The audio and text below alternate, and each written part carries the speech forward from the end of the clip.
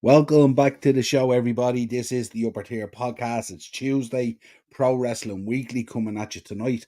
About an hour or so the show should be. We've got a great show lined up for you. Going to take a look back at AEW All Out. Get your thoughts on that. Some interesting things happening in that. We're going to take a look at Raw from last night as well and the implications of that onto the Bad Blood pay-per-view. We're going to be talking about Hulk Hogan's interview with Logan Paul on Impulsive. We'll talk about that. A few other bits to go through as well. Some interesting stuff as always happening in the wrestling world. So if you could subscribe to the channel, hit the bell notification button, drop a like in the video, all the usual good stuff, folks. All the usual housekeeping stuff. You don't need me to be telling you what you need to do. You know at this stage what needs to be done. Sean's in the chat on the way home, going to join us later in the chat. Good man, Sean. Thanks for popping as always. But yeah, some interesting stuff from that Impulsive interview as well. And of course, plenty of other stuff going on. Let us know what you thought of All Out. How did you feel about it? What were the matches? What stood out for you? All that kind of stuff. Of course, we're going to be talking about the bag incident. We're going to be talking about the syringe, the unprotected chair shot. Going to be talking about the block, the moves onto the block. So dangerous, all those kinds of stuff and all. And we'll talk about all the other matches and everything in between, as we always do. We'll also keep you updated on the Greece game. It's here. Greece nearly taking the lead there off a corner a few seconds ago. Kelleher just making sure it went over the bar, but Greece seemed to be on the up at the moment. Ireland attacking down the end with a corner now as we speak. So keep you updated on that as well. But let's get into the wrestling. But before we do, folks, the week that's in it, and very much connected into the history when we go through it later, but also connected for this week, of course. We remember those who lost their lives at 9/11, of course, a poignant moment in the history of the world, not just America, and how it changed the whole world. Little did we know the changes that would happen and what would come out of this and all that kind of stuff. I was there. I had friends who worked in the World Trade Center. Thankfully, not at that time, more in the late 90s, but they weren't there. They weren't working there at the time that the attack happened and stuff like that. And also, of course, we send our thoughts and prayers at this time of year to everyone who lost their life and was affected by 9/11. Such a tragedy. So many lives, families, people's lives, everything changed that day. So we said we'd mark it, and we're going to be marking it throughout this week with all the shows, of course, as we stand shoulder to shoulder with our brothers and sisters in America, of course, and show that respect and that support that they deserve. So thoughts and prayers, as we said, and condolences, as always, at this time of year. Right, let's get in. Let's talk All Out. Excuse my voice at the moment, folks. Still a bit husky from the cough and the throat and all that kind of stuff and all. Daz is in as always. Big up, Daz. Love it, man. Thank you for joining us as always.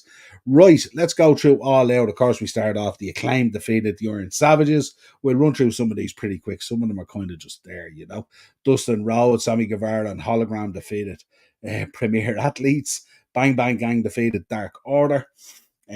Undisputed Kingdom defeated Top Flight and Shane Taylor Promotions and the Beast Mortals.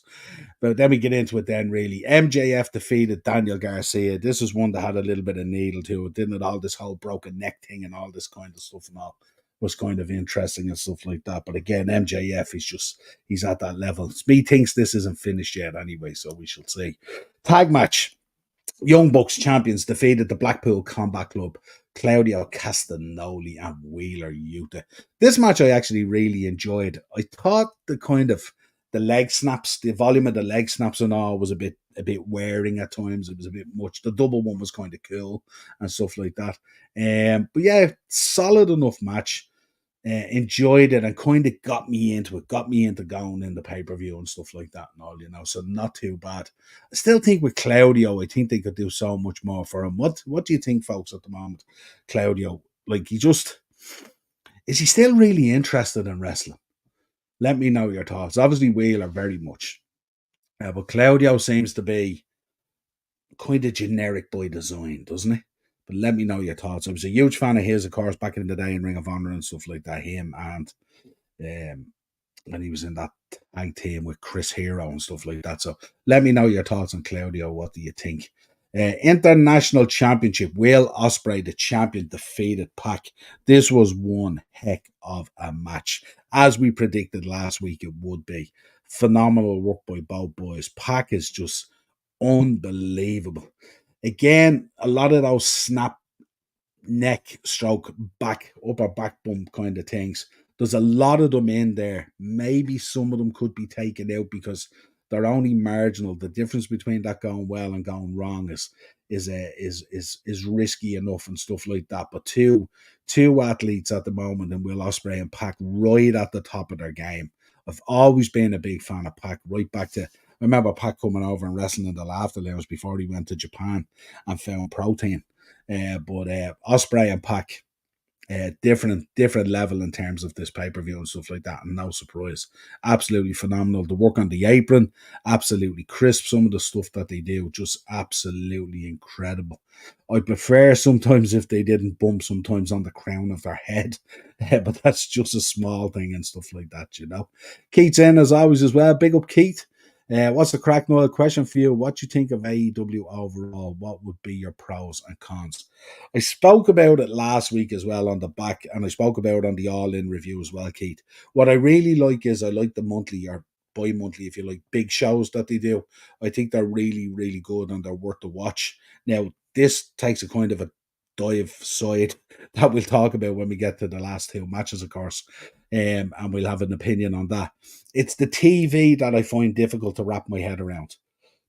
I find the TV kind of a little bit difficult to follow. But certainly the bigger shows are very, very enjoyable. And if they could bring that kind of structure and stuff to the TV shows, I think I would enjoy it a bit more. But I have to say, how far back are we going? Probably 5, 6 shows this age. Maybe since the turn of the year, I've kind of been enjoying it so much. You know what I mean? There's some good stuff in there, and you kind of have to, you nearly have to in the beginning kind of force it a little bit and then allow yourself in there, and then once you grab hold of it, and remember, this is a situation where they're working through, they're going through quite a tough year in terms of attendances and everything else that's going on. And you got to remember as well, they've a lot of people that have been out. Omega's been out, Edge got injured, Moxley hasn't been around as much, all this kind of thing and stuff. So they're missing, Adam Cole. They're missing a lot of people there that are key to them and stuff like that. And they've held it together pretty good. Uh, yeah, but as I said, I really enjoyed that. Chicago Street Fight, Chris Statlander defeated Willow Nightingale. I have to say, I'm not a mad fan of of street fights in general, right? And I'm not a mad fan of the girls. One, I wouldn't be a mad fan of the girls getting colour. Two, I wouldn't be a mad fan of them using tacks and things like that and all. But I have to say, I watched and I went through this one. I thought both girls did an absolutely phenomenal job. Um, I actually at no point in the match, basically until the last few minutes, did I think Chris Statlander was going to win the match. So for me, that was really, really good because then it just turned. I thought Willow did a great job. I love her cannonball into the corner as well, Samoa Joe style and all that. It's pretty cool. But really, really good. But I thought both girls knocked it out of the park and did a phenomenal job. And they gave you everything that you would expect out of a Chicago street fight. So hats off to both girls, I have to say. But yeah, Daz is in. Do you know what was in the syringe in Hangman versus Swerve? I've no idea. I've no idea, and I cringe to think about it. But let me know your thoughts. Anyone who watched the pay per view, let me know how you felt about those. We're gonna get to those last two matches because that's really where the gravy and the meat is of talking about this pay per view. Really. Next up, we had the Continental Championship. Okada, the champion, defeating Orange Cassidy, Takeshita, and Mark Briscoe. I have to say, still a big fan of Mark Briscoe. I loved the Briscoe brothers. So sad about Jay. I love Mark. He is what he is, and he doesn't try to be anything different, and he doesn't try to put on. He's just that country guy who just comes in looking for a knock, and I like that about him. And very, very talented as well. Orange Cassidy, interesting. Obviously, coming out of All In, getting the pin from or being pinned by Christian, of course, in that gauntlet match, stuff like that. Wanted to put in a bit of a showing this time. The Takeshita is one of those ones. It's nearly like He's really, really, really good. But trying to find the right way to elevate him and stuff like that. Let me know which is made of Okada as well, folks. I'm not too sure. I was a huge fan of Okada, but I'm beginning to fear. I'm beginning to fear what I feared when he was signing. That he would come in, that it would be a kind of a laborious style, something that, like in Japan, there's no doubt about it. The work and everything he does is phenomenal and stuff like that. But it's kind of like the Guinness. It's an acquired taste, isn't it? Okada's style. So interesting stuff there. But Okada retaining and picking it up. But Takeshita for me, kind of the standout there. And always a big fan of Mark Briscoe and what he does. TBS Championship, Mercedes Moné champion defeated Shida, Hikaru Shida. Again, this was probably Mercedes Moné's best outing so far in AEW, I would say. And not unexpected either. Solid match from both girls. But it'll be interesting to see kind of what direction it goes, where Mercedes Moné goes from here. Picking up the win against Britt Baker, picking up the win against Shida. So she's clocking up the wins and stuff like that. So where does it go to next? So we will wait and see. AEW World Championship. Bryan Danielson defeated Jack Perry, the champion. Big up Acers, love that. 9/11, never forget. Good man. Absolutely. But yeah, AEW World Championship, Bryan Danielson, champion, defeated Jack Perry. Again, what did we make of we spoke about Jack Perry versus Darby Allin at All In, and it was didn't kind of hit the spots that we thought it would. So what did you make of this outing? I thought it was better. But not quite near it yet. I don't know what do we make of Jack Perry? Is Jack Perry developing quickly enough to hold that spot in the company that he holds? That wave of CM Punk discontent or whatever it is, whatever way you want to describe it. Um, how do we feel about it and stuff like that? Or is he should he be a bit more down the pecking order, maybe? But I mean, the ending of this match is really what we want to talk about. You can see it there in the top. The Blackpool Combat Club coming out to celebrate with Bryan Danielson. Remember, Bryan Danielson has said that he's not going to hit his reduced schedule, semi-retired schedule, if you like, until he loses the belt. So that's going to be the case. Acer's all out fantastic pay-per-view. Let me know in between individual matches, Ace, especially the last two. What did you make of the last two and stuff like that? Ian's in, what's the crack, Niall? All good. And Jack's in, of course. Evening, Niall, mate. Good to see you, Jack. As always, pal. Hope you are doing well. Yeah, this then the Blackpool Combat Club turn on him. You seen Castagnoli getting the signal. Wheeler Yuta hadn't got a clue what was going on. He was getting held in the corner by Pac, I think it was. But Moxley putting the bag over him, and all I could think of was, I don't know, maybe for you Irish guys in the chat, remember in Love Hate when Fran killed the dentist and he had the bag over his head and you see it breathing in and out and breathing in and out and all. It was very, very uncomfortable, I would say. Even looking at it there now on the screen for me, it feels a little bit uncomfortable. But let me know what you thought about it. It's just, I kind of find sometimes what happens with these pay-per-views with AEW is you can be going along, you can have a great pay-per-view, match after match after match. It's all good, everything's happening, everything's fine. And the next thing, one or two matches swing it in a certain direction, and everyone goes, "Oh fuck, what's happened?"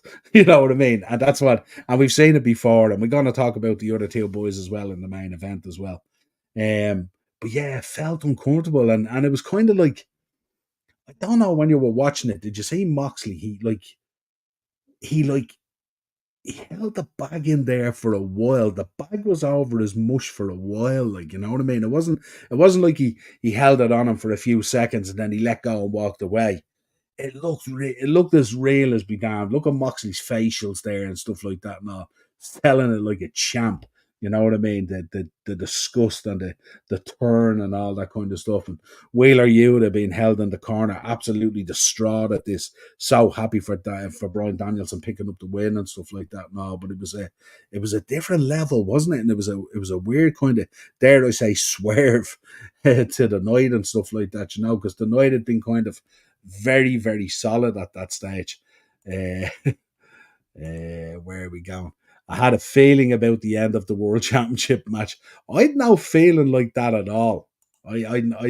Well, I might have had a feeling that maybe Brian Danielson's time in the Black Belt Combat Club was kind of coming to an end.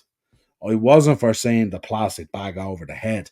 Acers, Hangman got advice from Dr. Britt Baker for an injection spot. Yeah, he probably did. Yeah, it was crazy. How uncomfortable was it? How uncomfortable. Keith, I've been a wrestling fan for nearly 30 years. I'm more of an old school fan where I enjoy storytelling in the ring and out, but I felt uncomfortable with the D. Bryan and Hangman match as well. It was, isn't it? And I don't know, it wasn't necessarily the bag. It was the length of time he held the bag on him. Like, it felt really, really real. Yeah, it's not raining here at all, Jack. But it is cold, folks. Temperatures have dropped, haven't they? We're certainly moving into autumn very quickly. It has gotten cold over the last week or so. Ian, I was in. I had thought it might have been Mox and Claudia having matching white t-shirts. Pretty much was. Pretty much was, wasn't it? Because Claudia was the one who put him on his ass, and then it was Moxley who moved in with the bag. But yeah, it reminded me so much of Love Hate and stuff. So then we get on to the lights out steel cage match. And when you have unsanctioned before this, because of creative control in there and stuff like that, and I don't know how much vetting goes into these matches between agents backstage or Tony Khan or any of that, or whether the boys are left to their devices. Now, I think somewhat the boys are left to their devices because you hear afterwards when you hear Tony in the press conference and all, and this shouldn't happen and that shouldn't happen and we shouldn't go there and all this kind of thing. So when you have unsanctioned lights out steel cage match, what happens then is you're kind of protecting yourself. So if anything goes skeways or anything ends up bad, you go, well, it was unsanctioned. We didn't sanction it, I mean, my hands are clean, kind of thing. So we Hangman Page defeating Swerve Strickland. This was laid down, of course, at All In and stuff like that. And these two boys have been having an ongoing thing. But you can see there, you don't see it as much in the one on the picture, but the other one up here on my screen that I'm reading off. First of all, they were doing moves onto each other on this breeze block, this cavity block, and stuff like that. The one that Hangman took looked really, really bad. It's like he didn't hit the block square the way you would want to. It was like as if he went down the side of the block and just tore his back up and stuff like that. And then the same with Swerve and stuff like that. Why guys would want to be doing this kind of stuff onto blocks, I do not know. I do not know. There's plenty of other things to use in a steel cage match. Don't need to be bringing a block like that in. But there you go. Just my thoughts on it. So then we get towards the ending. We get a syringe getting stuck through Swerve's cheek. Again, I'm not too sure about the symbolism of it or why it happened or what it was supposed to do or what was in the syringe or was there anything in the syringe or what was the purpose of it. And then you get the unprotected chair shot. Now you can see that in the picture that's there. You can see how broke up that chair is and stuff like that. And all. I think the days of unprotected chair shots in this business are long gone at this stage. And I don't really care how much the chair is gimmicked up. At the end of the day, you're taking an impact onto the crown of your head. And, that only has to be off by a smidge or hitching the wrong spot or whatever it is, or later in life and stuff like that. And, I think about these two boys who probably are going to wrestle maybe for another 10 years or whatever it is and stuff like that. But you got to, at some stage, be thinking as well about your quality of life after that, after you've stepped out of the ring and stuff like that.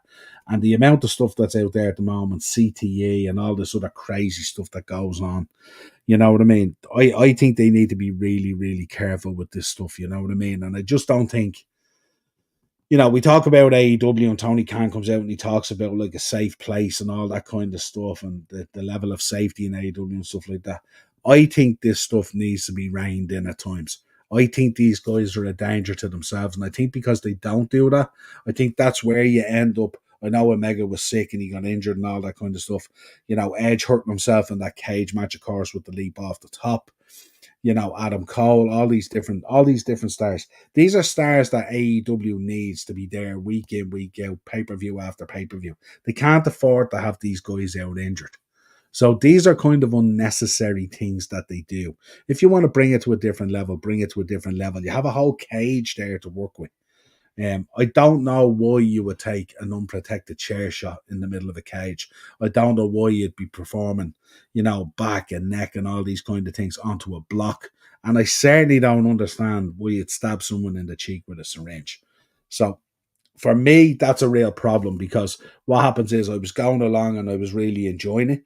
And I was saying to myself, okay, the Moxley thing was a little bit uncomfortable, kept the bag on a bit too long and stuff like that. But it is what it is. There's a point being made, uncomfortable. But then you go into this and these two boys, and it's just there's history there previously with the drinking of the blood and all this kind of stuff. And I think really the onus is on AEW and also on whoever the agent is for the match or whoever's backstage, if it's Tony Khan or whoever it is, to pull this kind of stuff into line. Because this kind of stuff is the kind of stuff that doesn't shed you in a good light and stuff like that. And a lot of the responses out there on the internet and stuff are turning around and saying, how it went from a wrestling show to an indie hardcore crack kind of show and all this kind of thing and all. And that's not the way you want your product viewed. You want to be, because of the pressure that's on AEW at the moment and stuff and all, you want to be going absolute bell to bell, looking for really solid wrestling matches, putting out really good storylines and stuff like that and all. And I'm not sure this is the way to do it. Likewise, I'm not sure if you look at the top match, I'm not sure if you want to kick a guy out of a faction, the way to do it is to put a bag over his head. But again, that's just me. But again, I wasn't as uncomfortable with the top one as I was with the bottom one. Just my thoughts on it. Let me see. Where am I? You gave me the Britt Baker one. Yeah. Moxley was probably watching The Sopranos final killing scene with bag over face. Yeah, absolutely. He's probably watching Love Hate Acers. Who else is in? Ian. I thought it might have been Mox. Oh, we went through that one, didn't we? Keith. Can't wait to hear Jim Cornette's review of this pay-per-view. It's going to be a cracker, most definitely for the last two matches. Yeah, I think, something? Obviously Moxley is going to be a high point from, of course, because he loves going in on Mox anyway. But the main event, this is going to get tortured. This is drinking blood levels. You know what I mean? This is absolutely crazy. So bizarre that cage was lowered before wrestlers came out. Yes, it was, wasn't it? Yeah, that was bizarre, actually. Yeah, agreed. Who do you think is in Moxley's faction? Well, it's all the boys bar. It's going to be all the boys bar Wheeler Yuta, isn't it? That's how it looked in the ring, anyway. It felt like CZW match, that cage match. Not quite that extreme now. Some of that CZW stuff and that game changer stuff is just fucking mental beyond mental. But I think in this one, when you've got two guys in there, two athletes, I think Hangman Page is a very, very talented athlete. Same with Swerve Strickland. I think these guys are super talented. And I think they can find much better ways to get their message across than going into this kind of area. This kind of area, for me personally, is junk. That's just my feeling on it. Best unprotected chair shot was when Rock blasted Ken Shamrock on Raw. Yeah, absolutely. Holland 1-0 up against Germany. CZW is a shithole. There you go. So we all have a certain appreciation for these guys at a certain level and the way they're performing and stuff like that. But I think sometimes it just, sometimes they're trying to push the boundaries probably by doing the wrong thing. No one cheers and no one should cheer for an unprotected chair shot. They really shouldn't. With what we know today, I mean, we're going to be talking about Hulk Hogan on the Logan Paul podcast. And you know what I mean? And CTE is to the forefront, all this kind of stuff and all, you know what I mean? So I just think it's really, really important that we put that out there. And even as fans, I don't care if you're the most bloodthirsty fan out there in terms of hardcore wrestling and stuff like that, you have to remember as well, these guys have to show up again and again and again and again. And then we don't want to be sitting here in 20, 30 years' time and these guys are getting rolled around in chairs because they don't know their name or the day it is and all that kind of stuff. And that's not good and that's not what we're about. And it's not what we cheerlead. Big up, Henry. What's the crack, Noah? Mano to mano. Absolutely. Looking forward to Friday, Henry. So there you go. So that was kind of my general review of AEW All Out. So let's get into it. Let's talk about Raw. Where am I with my Raw stuff? Here I am. Right. So we had last night Raw emanating from Calgary. So we kind of knew the Hitman was going to be involved. The only thing I didn't do, folks, and let me know your thoughts on there. How the heck can Terry say such a thing? Listen, I've got all the hot takes here. All the hot takes. Not just that one you're talking about. And I know the one you're talking about. Well, we'll talk about it when we get into it. It has a whole section all to itself, and deservingly so. Crazy, crazy stuff at times. But let's get into Raw, of course. The only thing, I didn't piece together, and I should have. I should have known that the surprise uh, member on the girl side had to be Natalia. Had to be Natalia. Calgary, Bret Hart. Had to be Natalia. And I didn't put it together. I didn't put it together. Silly, silly me. There you go. But we go down through it anyway. The Wyatt 6 win by pinfall with the dive from Dexter Lumis on Chad Gable. Let me know what you think of the Wyatt 6, folks. Are they progressing in the way that you want, or if they just become that kind of horror sideshow kind of thing? Let me know how you feel about that. Bianca Belair and Jade Cargill win by pinfall with the wheelbarrow DDT, wheelbarrow German suplex combination on Alba Fire, retaining the WWE Women's Tag Team Championships. I don't think they were ever in danger of losing them. The girls probably expressing their rematch from the title match. So there you go. But I didn't think the girls were going to lose them. I think the girls are going to keep these belts for a while. And I'd say the where this is probably going to lead to is Bianca or Jade, one turning on the other eventually. You could get a rockers kind of situation here, That's where I think it will probably end up leading to. And I think probably potentially at WrestleMania 41, you could be getting Bianca Belair versus Jade Cargill. Now, who goes face, who goes heel? Let's see what happens. But that's where I think it'll probably end up going. But let me know your thoughts. What do you think about it? Keith is in again. I agree with chair shot to the head is outdated and there's only so many bumps on your punch ticket. Yeah, absolutely. Was it just me or did Bret Hart look like he went on an all-night bender and only got like 3 hours sleep when he was walking backstage coming towards the ring? Yeah. Hey, listen, he's getting on. He's getting on. He's had a lot going on in his life. He's had a lot of health stuff. You know what I mean? For us, when you look back and you dig deep and you deep into it and stuff like that, we're lucky to have the guy still around. Let's be honest here. You know what I mean? So yeah, but it's great. It's great to see him and stuff like that. And it was great to see even after that. Let me know what you thought of the segment as well. The segment was kind of like, I don't know. It was what you say about that segment? Like even Gunther felt uncomfortable with it. Really, he didn't truly even believe it himself. But it was a tough. It was a tough segment because that in Brett's life and in Brett's career, that was a huge thing. It was a huge thing, and it's not something that should be a sneery thing. And look, I'll be the first one to turn around and say at times like Bret just fucking moans and all this kind of stuff. I love Bret Hart. I'm a big fan of Bret Hart. Met him loads of times, had him in the shop twice, loads of things and stuff like that. Have a bunch of stuff here all signed by Bret Hart, by the way. So I'm a huge Bret Hart fan. But I don't know whether that situation should be used as a sneery segment on Raw in Calgary. I just don't know.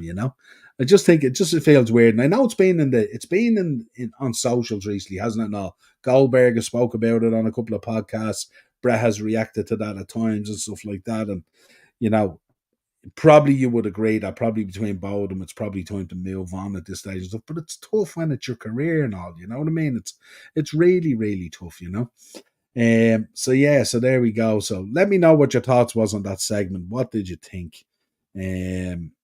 Yeah, and then of course they had the t-shirt as well, the exclusive t-shirt as you do and stuff like that. I would like to see Brett still more involved in WWE. And I thought that was a borderline between a really nice moment in the gorilla position when Hunter went over to him and checked in on him and said, was everything okay? Did you like that? Was it all right? All that kind of thing.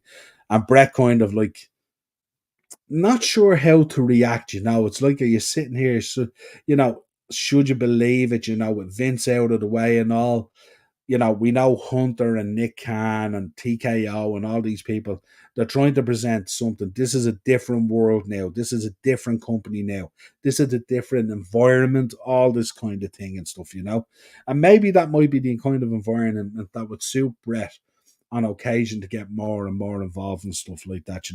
Like, how brilliant would be to have Brett potentially involved in NXT with Sean and giving input and helping those boys and gals down in the performance center and stuff like that. I think would be super cool.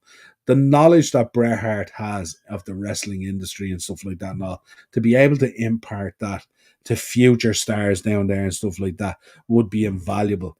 And I have to say, I'd love to see Sean and Brett work together in that kind of capacity somewhat.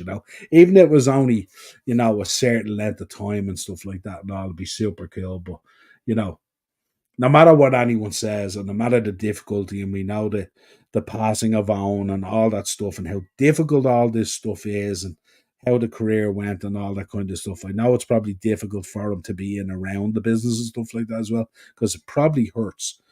It's not just about getting handsomely paid and stuff like that. You know what I mean? There is a kind of a bridge that you cross to get to that check, and crossing that bridge, I'm sure, is tough. But I'd love to see him more involved, especially with this moving forward, and things, exciting times in wrestling with Netflix and all this kind of stuff. I'm going to be talking about Netflix as well, by the way. Make no mistake about that. But yeah, let's take some comments. Daz, Henry, can you please pass on a message to Tony tomorrow? I will be a bit late. No problem at all.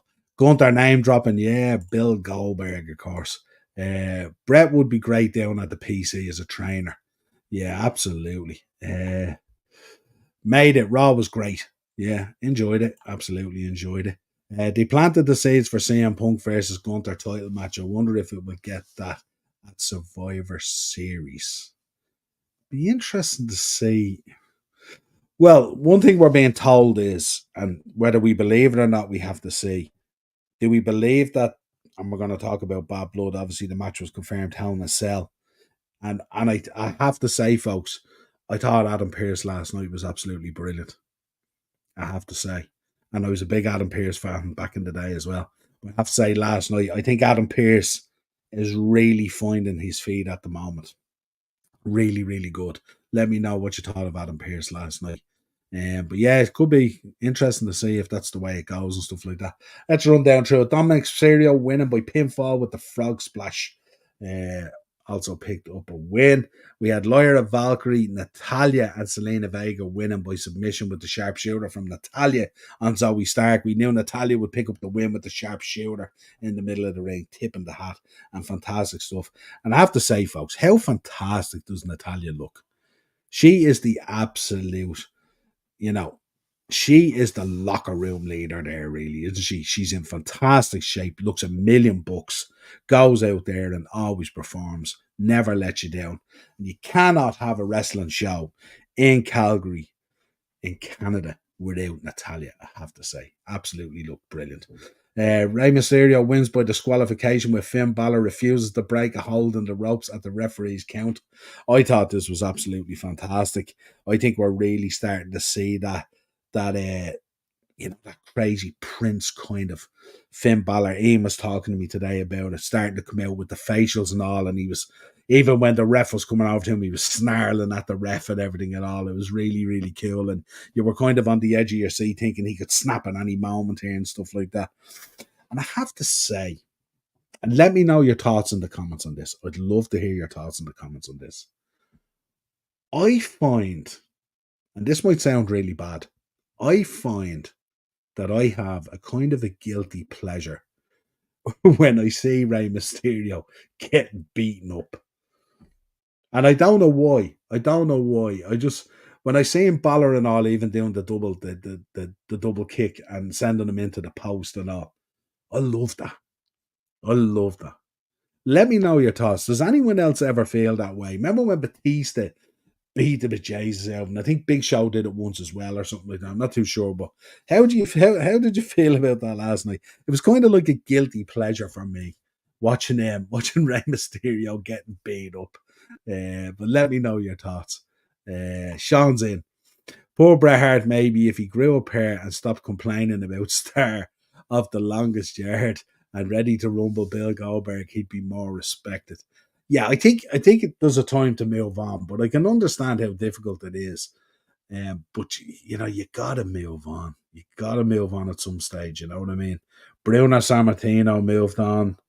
Warrior moved on. Don't leave it too late to move on. Because if you leave it too late to move on, what do we say about Warrior? Warrior left it too late to move on, and then when he did move on and we thought we had him back, he was taken from us. So don't leave it too late. Don't leave it too late. So much to offer. Don't leave it too late. Keith, I don't want the Drew and CM Punk storyline to end, to be honest. I'm absolutely loving it. But if you had to finish a great storyline, it would need to be in Hell in Cell match. Yeah, absolutely. I have a funny feeling they're talking about that's where it ends. I'm not sure that's where it's going to end, but let's see what happens. And I'm really looking forward to seeing that Mr. McMahon documentary on Netflix. Should be a good late birthday present. Yeah, we're going to be talking about that. Don't worry about that. There is going to be chat about that, no doubt. Finn is good now. Wonder who he and Supermax owner Pat McDonough will face at OTT. Interesting. What's your thoughts on it? Because obviously you're going to be coming on to do a show because we're obviously going to be previewing the 10th anniversary. So what's your thoughts on it at the moment? Let me know who you think they might face. Thank God Raw's going back to 2 hours. Yeah, Raw going back to 2 hours. What do you make of the move? Do you know what's kind of weird? I know you're saying thank God Raw's going back to 2 hours. If you had said that to me 6, 7 years ago, I would have embraced it. I would have said, yeah, absolutely. Now I'm looking at it and I'm thinking, we're experiencing some of the best wrestling we've seen in so long. Do we really want it to go back to 2 hours now? I know there's a lot of ads and all that kind of stuff and all, but in reality, we're getting such good wrestling and stuff like that. And how will that impact it and stuff like that, It's obviously preparation for Netflix and stuff like that. So let's see how it goes. But yeah, 6 years ago, I would have said, yeah. Most people would have said since it went 3 hours, it's too much and all this kind of thing. Now I'm kind of thinking the product's so good and I'm interested in most things that's going on it. So, interesting to see what people's thoughts would be. Maybe run a poll on it in the next week or so. I think Seth could be back at Survivor Series. Yeah, interesting.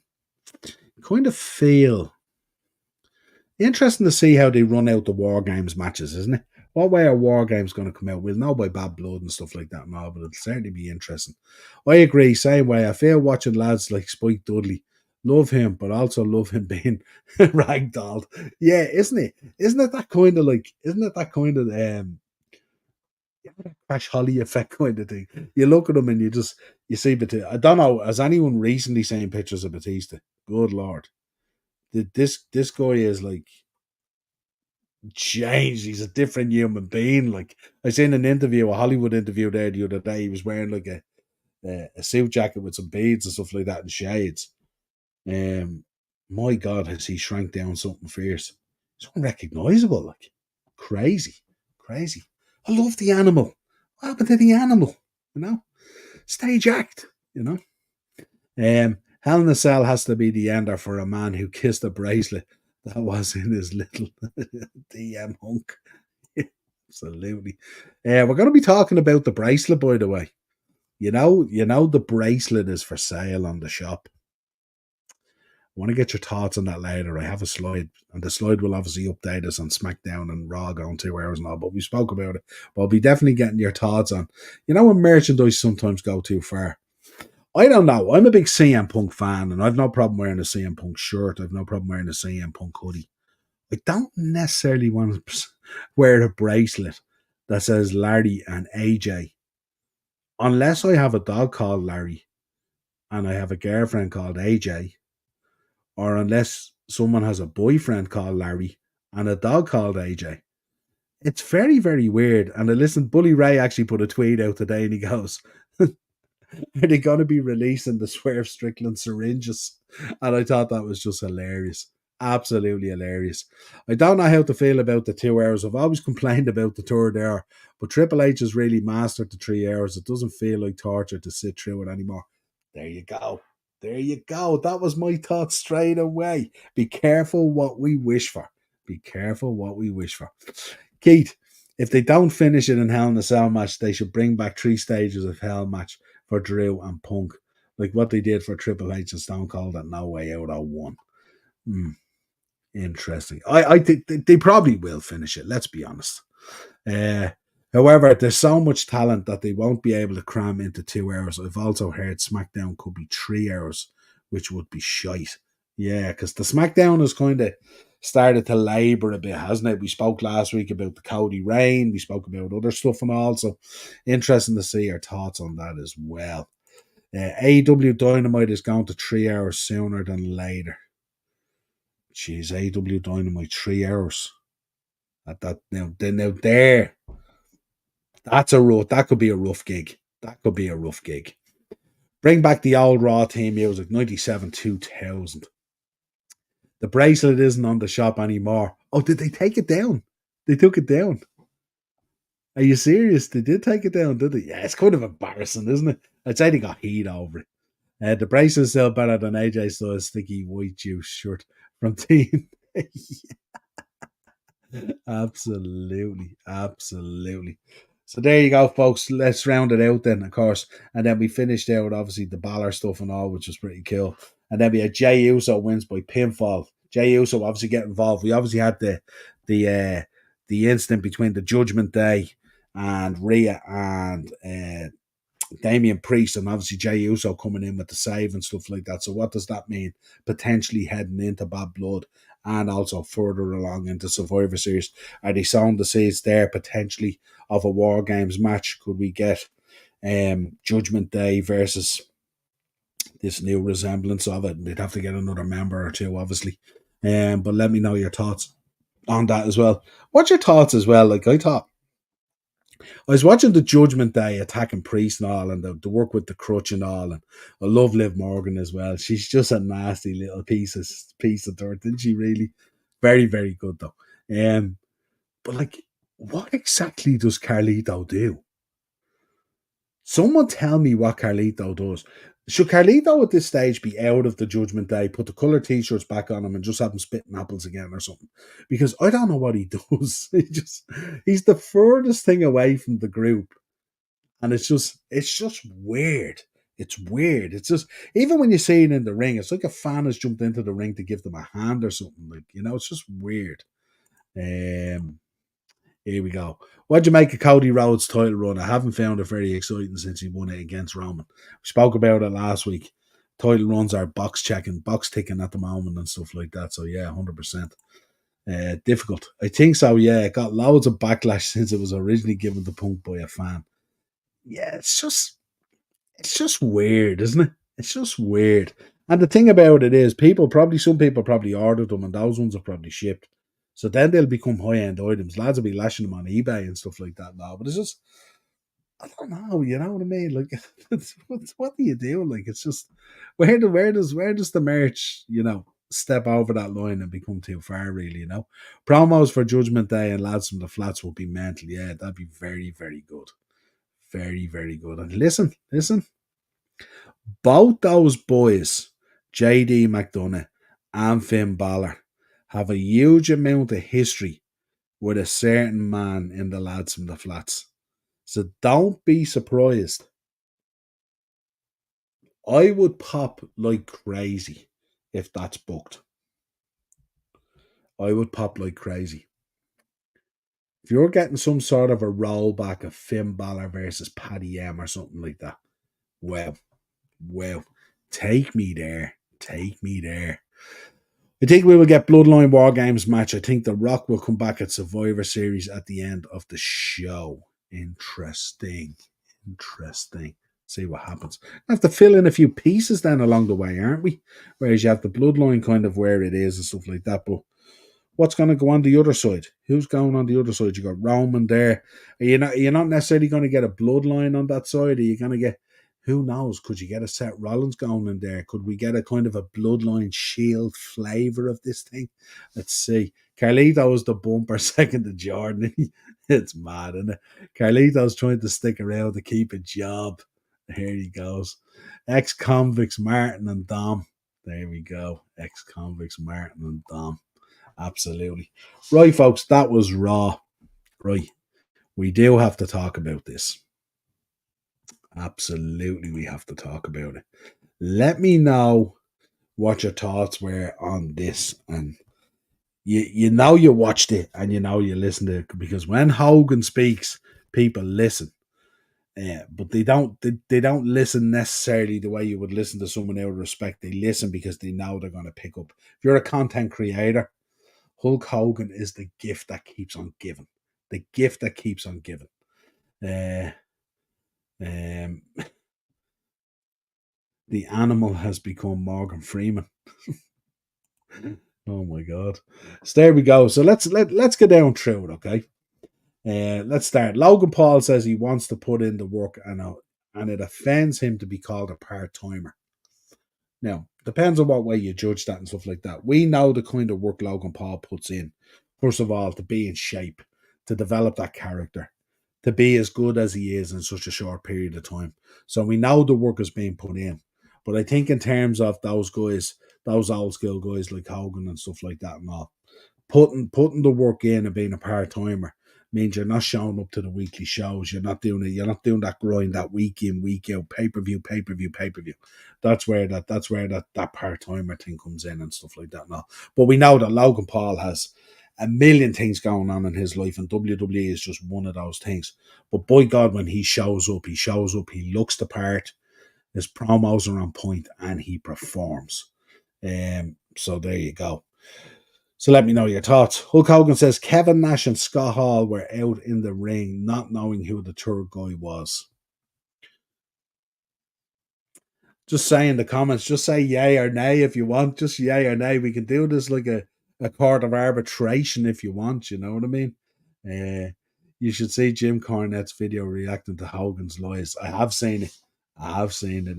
It's mad. Him and Brian Lass is just quality when it comes to Hogan, isn't it? Quality. Um, I don't believe for a minute. The boys are the boys, and I don't believe for a minute they didn't know. The one that really got to me, obviously, and Ian alluded to it earlier, was the Chris Benoit one. Wrestling fans are very forgiving.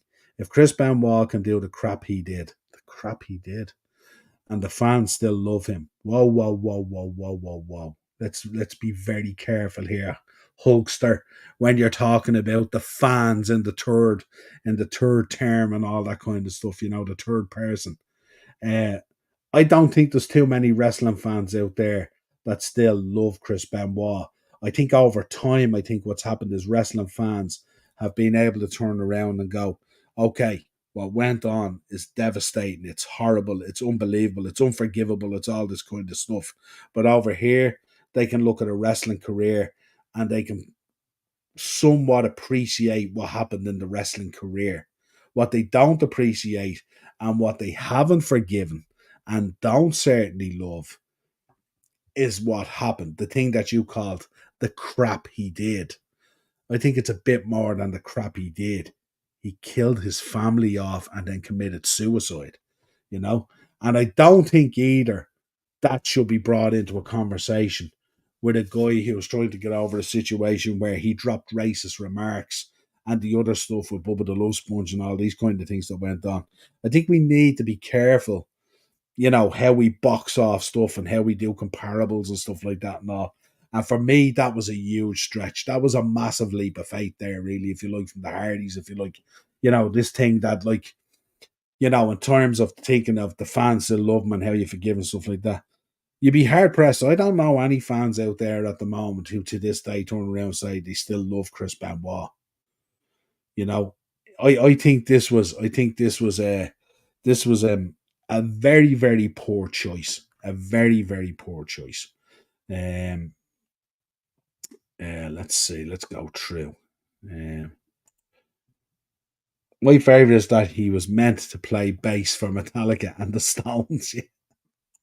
It's mad.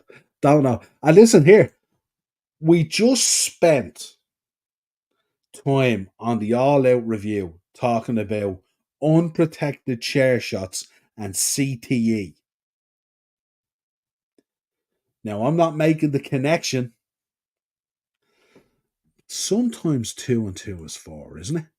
Don't know about love for Benoit, to be honest. Yeah, exactly. That to me is a stretch. And listen, this is coming from a guy who met Chris Benoit. This is coming from a guy who wore Chris Benoit merchandise. This is coming from a guy who was a huge Chris Benoit fan. So let's not get that twisted, okay? But let's be very, very clear about that. That for me is a stretch. I'm also a father. I also have a wife and I have kids. And what went on there, regardless of everything around here, is not something in terms of love, forgivable, all that kind of stuff. No, not for me. Imagine if it was really Sting as the third man. Jesus. Oh, God. Did Terry just endorse Logan Paul? He did endorse Logan Paul. We're going to talk about that as well. He says, you're going to make one of the best baby faces ever. These guys were chumming up big time. And he talked about how WWE might be dropping the ball at the moment, that they should make Logan Paul one of the world champions immediately. I was there. So let me know what you think about that. Logan Paul potentially world champion. One day maybe. Has to be full time. Could it be part time? Let me know what you think on that. Has Logan Paul got the credentials to be a world heavyweight champion or a WWE undisputed champion eventually? Let me know.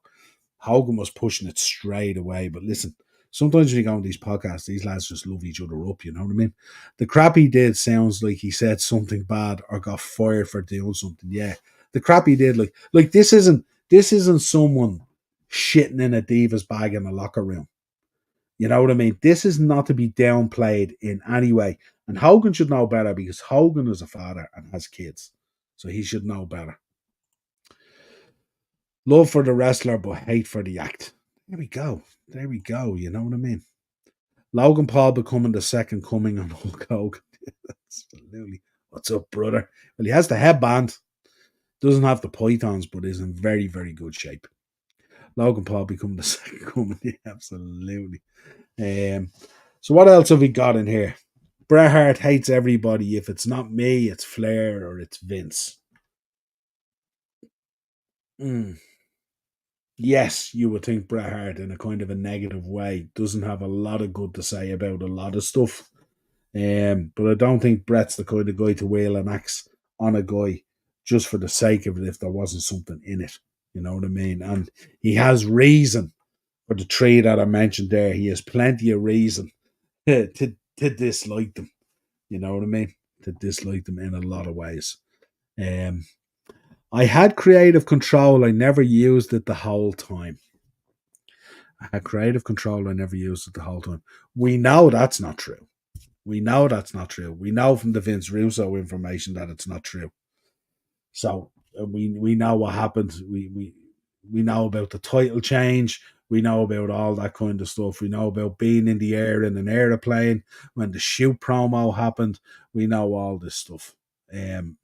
So lots of stuff was being expressed there, and creative control was certainly being used, and that's why it triggered that whole situation.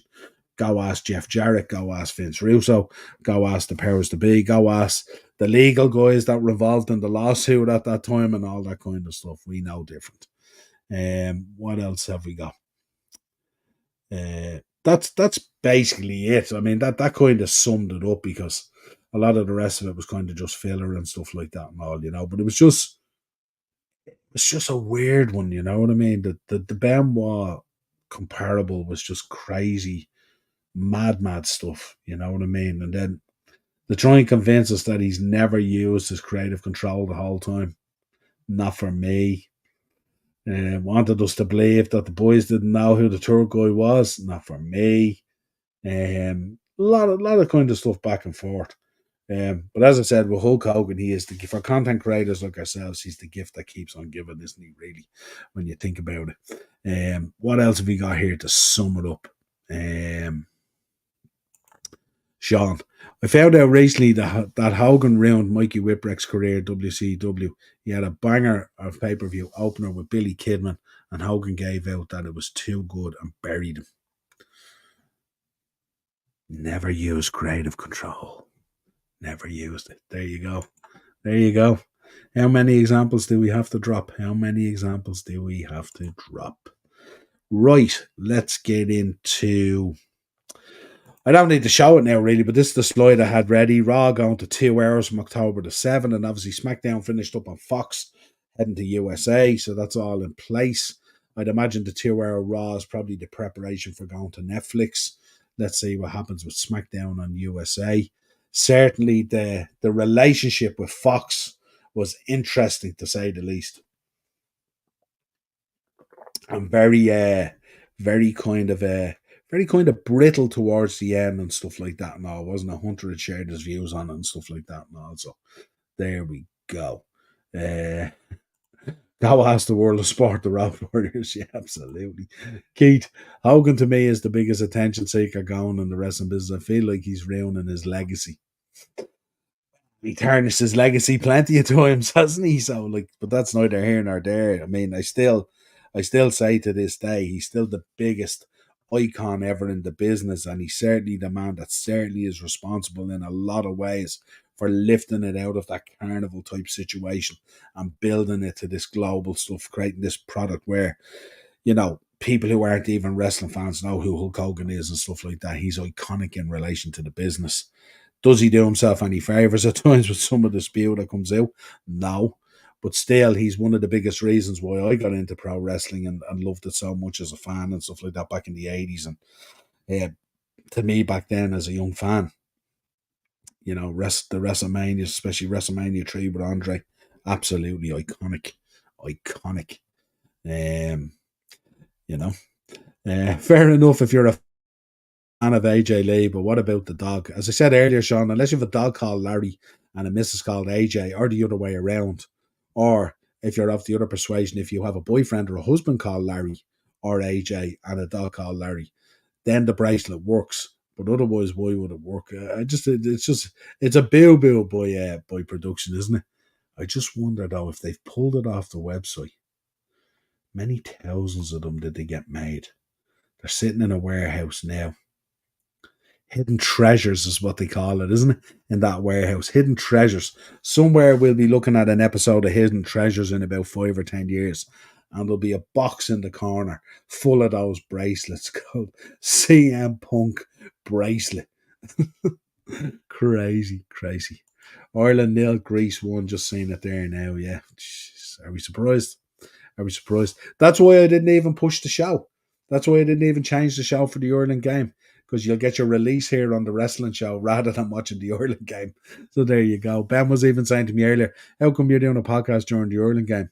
You know why, kid. You know why. Queevy and Keller, no chance as well. Just looking at it going into the top corner. Absolutely no chance. They'll be in a skip soon, probably. Nah, WWE don't throw anything out. Don't throw anything out. Wait till you see. Because eventually AJ Lee will probably come back and do something. And what they'll do is they'll do a package deal where you get an AJ Lee top, a Larry top, and the bracelet. You can see it. It's coming. It's coming. We know our merchandise. Sean, we know our merchandise, don't we? We know our merchandise.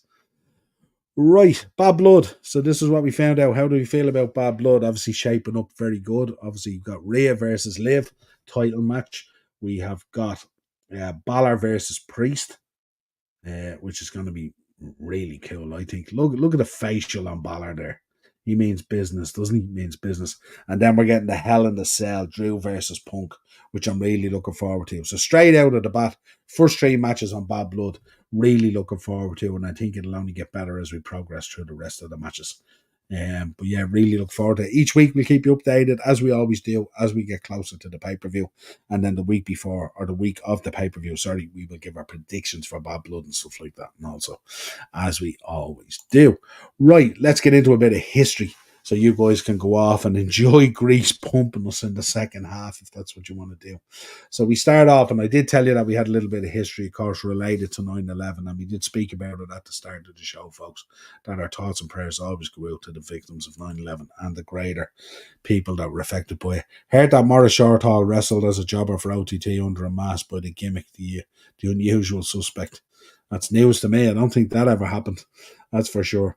1986 in Columbia, South Carolina, Dusty Rhodes won the NWA World Television Championship for the third time after beating Double A Arn Anderson. 1991 on the weekly primetime wrestling program, Ric Flair makes his WWF debut after more than a decade of representing the NWA and WCW.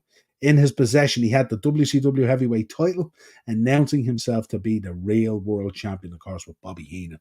And we know everything that went on about the title and the keeping of money, and there was a $25,000 deposit down on it and all this kind of thing.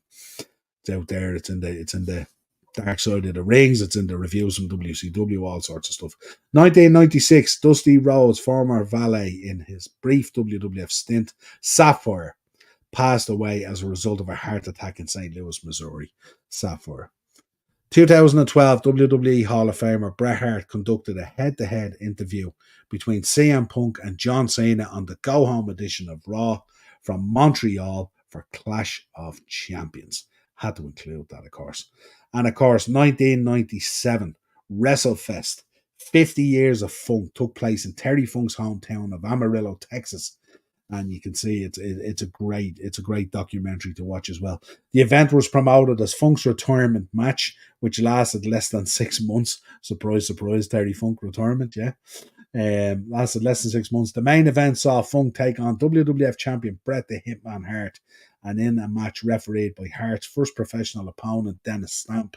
And a lot of that documentary is centered around Dennis Stamp refereeing that match and all that kind of stuff, and Terry saying he'll take care of it, and Dennis Stamp feeling a little bit taken aback by not being selected originally and all this kind of thing and all. Very interesting stuff, of course, 2006, Lillian Garcia sang America the Beautiful to kick off the go-home edition of WWE Raw for Unforgiven from Madison Square Garden on the 5th anniversary of the events of 9/11. Always very, very, very difficult, especially New York. I had the privilege when I was over in New York back around that time of attending the funeral of a firefighter whose remains were found in 9/11. And I have to say, folks, I've never experienced that like it. If you've ever seen the send-off that a firefighter gets, it's absolutely incredible. I think it was St. Patrick's Cathedral in New York. And all the way down to Fifth Avenue, all these fire engines down through the years, the history of them, all the different stations around New York, all represented, everyone absolutely done out in their uniforms, immaculate. You couldn't get a space on the street. The streets were full on both sides. And then the biggest fire engine I've ever seen came up the road and had the casket on top of it. The casket was ginormous as well. I've never seen that like it. And the size of the doors going into Patrick's Cathedral as well, I think it was incredible. It was a poignant moment. And I have to say, I was very glad that I witnessed it. It was something that I cherish as something that I did, So there you go. Let's get into this. Where are we? Keith. I would love to see Drew breaking into Punk's house with AJ Lee inside, like what he did with Triple H and Randy Orton storyline back in '09. Yeah, you'd have to be careful though. You wouldn't want to be throwing them out the windows. They live in an ex-fire station, isn't it? Didn't they buy a fire station in Chicago and they renovated it? So I think it's either 3 or 4 stories. So don't want to be throwing El Punkster out of the 3rd or 4th story, that's for sure, especially without a fire pole around or something like that. Maybe break in and kidnap Larry or something like that, something crazy, but let's see. Aces, Jack Perry and Young Bucks bought all CM Punk's bracelets. Can you imagine?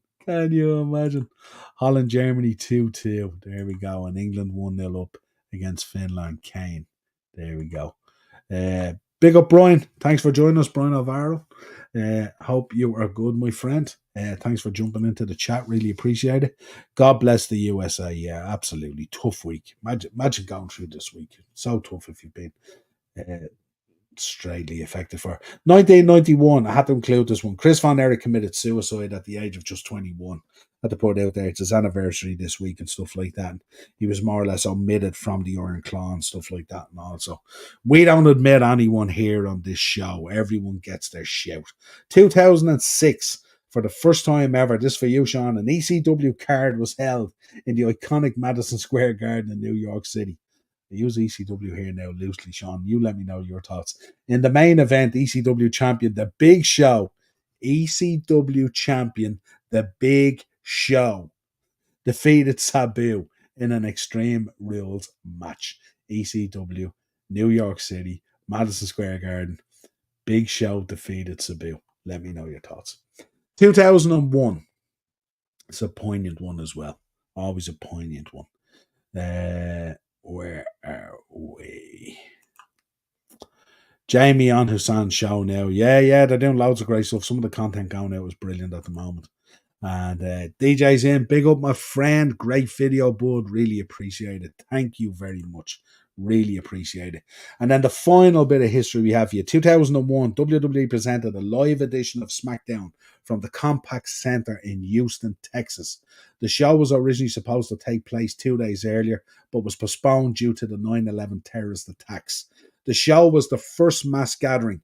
You know, we've seen it through the pandemic. We've seen it through 9/11. You can always lean on pro wrestling. Always lean on it. 2 days earlier, it was postponed due to 9/11 terrorist attacks. The show was the first mass gathering of people in the USA after the attacks and represented one of the most monumental shows in WWE history. So there you go. And of course, remember everyone out on the ramp and all this thing, and Kurt Angle and The Rock and JBL, and everyone speaking so passionately about it and fired up and all that kind of stuff that, you know, we're not going to live this life of fear. We're not going to let terrorism take us down. All this kind of thing, and it was great to see it, and especially through the power of pro wrestling and WWE and stuff like that at the forefront and all that kind of stuff. So it was pretty cool. Let's go through some notable birthdays. Don Morocco, 1949. Steve Kern, 1951. The Blueprint, Matt Morgan, 1978. Trevor Murdoch, 1980. The wise man himself, Paul Heyman, celebrates his birthday this week, 1965. One half of the beautiful people, Angelina Love, 1981. And we round it out with either Happy or Baron Corbin, depending on how you feel, 1984. They are your notable birthdays for this week. Tag Team Casino Gauntlet match announced for tomorrow on Dynamite. A Tag Team Casino Gauntlet match. They love building on stuff, don't they? And Dean's in. ECW 2.0 sucked 2006 to 2010. Yeah, it was kind of like, wasn't really ECW, was it? Sean would be the man to talk about that and stuff like that. You guys are all ECW originals. You have the tapes, you have everything else. You love it. Stuff like that. And certainly the WWE CW was certainly something of interest, to say the least, especially for ECW fans. It wasn't received very, very well. Folks, that's it for this week. Tomorrow night, I'll be on your screens at 9 with Marky. We're going to be interviewing Aaron McNally, who plays football for Drogheda United, but also has a business that he started doing custom shin guards. So we're going to have him on tomorrow night for a chat. We're going to be chatting about football. We'll talk about the Irish League. We'll talk about Drogheda United. They're having a difficult season, of course. We'll talk about how he feels about the Irish situation and all that kind of stuff. And we'll have a deep dive into talking about the business and how it operates and how it happens and how he came about it and all that kind of stuff and all the success that he's having and stuff like that. So make sure you tune into that. Always really, really interesting when we have the guys on. And as I said already, Thursday, Tier Talk back on Thursday. Me and Darren, Premier League back in the weekend. Friday, I'm on Henry Ray Baker's channel as well. So make sure you're over there liking and subscribing, hitting the bell notification. We're going to be doing a preview for the Nottingham Forest game. We're going to be talking about all things Liverpool, including the talk of a crest change and the badge and all that kind of stuff. We'll go through all that stuff. Always great to be on Henry's channel and stuff like that. Always an interesting chat when the two of us get on screen and stuff like that. So that is it, folks. Make sure you're liking on the way out. Subscribe to the channel. Hit the bell notification button. All that good stuff. Make sure you're supporting the podcast. One of my favorites I do during the week, I say it to you all the time, the pro wrestling one. I could talk about pro wrestling all day long, and I do. So until next time, folks, have a safe evening. Hopefully Ireland can get back into this game. If not, it is what it is. I'll talk to you again real soon, and enjoy the rest of your week. Cheers.